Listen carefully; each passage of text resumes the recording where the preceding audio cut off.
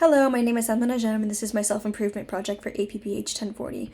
My schedule for college this semester was really heavy, so I felt like optimizing my mental health and well-being by clearing my mind and taking moments of stillness throughout the week would help me approach life and school better.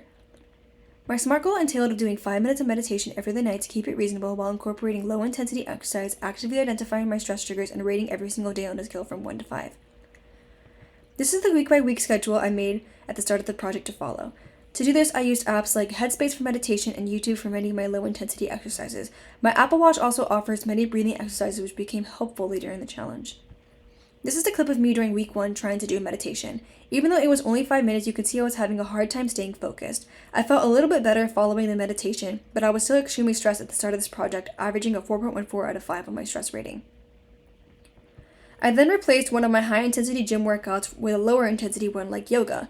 At this point, low-intensity exercise or meditation was not helping me calm down as I felt like I was quote-unquote wasting my time and couldn't get myself to relax. At this point, I had also identified schoolwork as a massive stress trigger for me. After 2 weeks of meditation and low-intensity exercises not actively improving my stress levels, I discovered breathing exercising and tapping pressure points on my body. I noticed that they made me feel amazing because they were quick, easy, and concise, and I could do them anywhere without feeling awkward.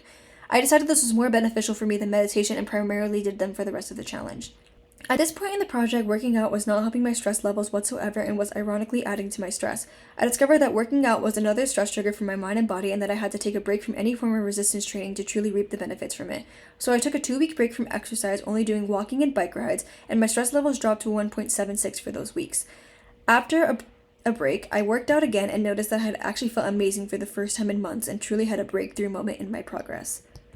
This was my last reading exercise in the challenge. In my final week, I had felt like I had cracked the code and learned to manage my stress better even though the journey wasn't perfect.